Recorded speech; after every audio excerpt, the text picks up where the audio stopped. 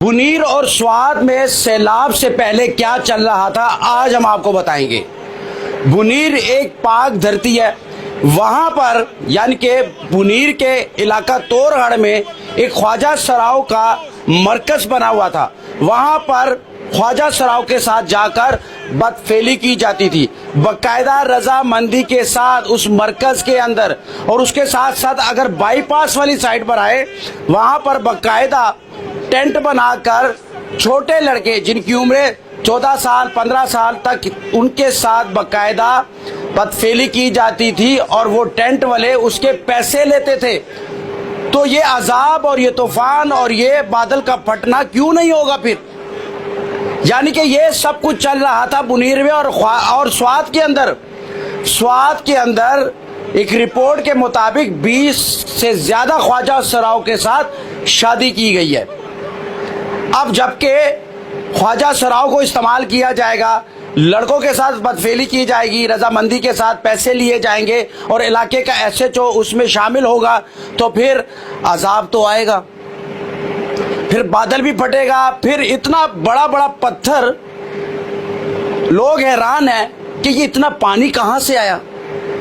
پہاڑوں کو چیرتا ہوا یہ پانی جو کہ گاؤں کے گاؤں ملیا میٹ کر کے چلا گیا، گاؤں کے گاؤں صفا ہستی سے مٹا دیے۔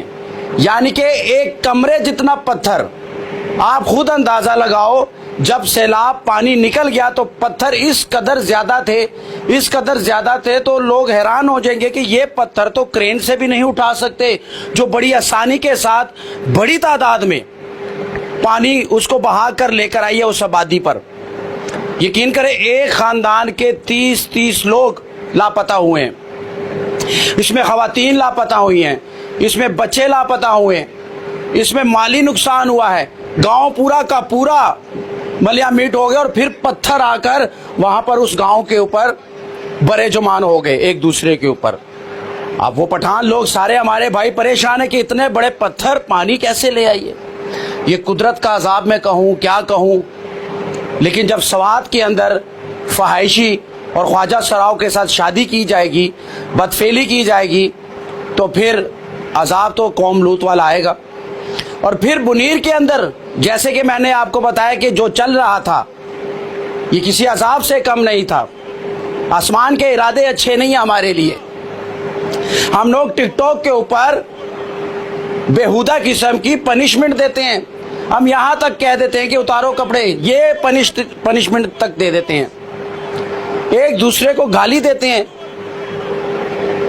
اور آج پٹھان لوگ جو ہمارے بھائی ہیں وہ خود اس چیز کو ایکسیپٹ کر رہے ہیں کہ جو چل رہا ہے وہ ٹھیک نہیں چل رہا، خاص کر بیگو، ٹک ٹاک اور اس طرح کی فحش ایپس کے اوپر۔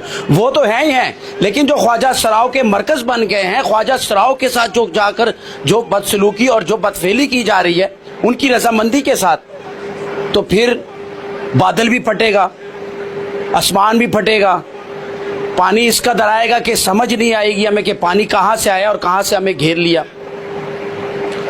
پہلے بم پھٹتے تھے، اب بادل پھٹ رہے ہیں، پہلے بم پھٹتے تھے نا، اب بادل پھٹ رہے ہیں، اور پانی اس قدر آتا ہے کہ گاؤں کے گاؤں ساتھ لے کر چلا جاتا ہے۔ پھر وہ نہ تو حکومت کے کنٹرول میں ہوتا ہے، نہ ہی انتظامیہ کے کنٹرول میں ہوتا ہے، پھر وہ اپنا کام اور تباہی مچاتا ہے اور مچاتا ہوا آگے نکل جاتا ہے۔ ایسا کچھ سوات اور منگاورا بنیر میں ہوا۔ یعنی کہ یہ سب کچھ حالات ہے، لیکن اب اللہ ہمارے پر رحم کرے اور ہم سب کو، ہمارے سمیت سب کو ہدایت دے، اور اس کو شیئر کریں اور کمنٹس میں ضرور بتائیں، خاص کر بنیر والے اور وہاں کے جو سوات والے لوگ بتائیں جو میں نے رپورٹ آپ کو دی ہے خواجہ سراؤ کی اور لڑکوں کی، اس میں کتنی سچائی ہے۔ نیچے کمنٹس میں مجھے ضرور بتائیے گا۔ بہت شکریہ۔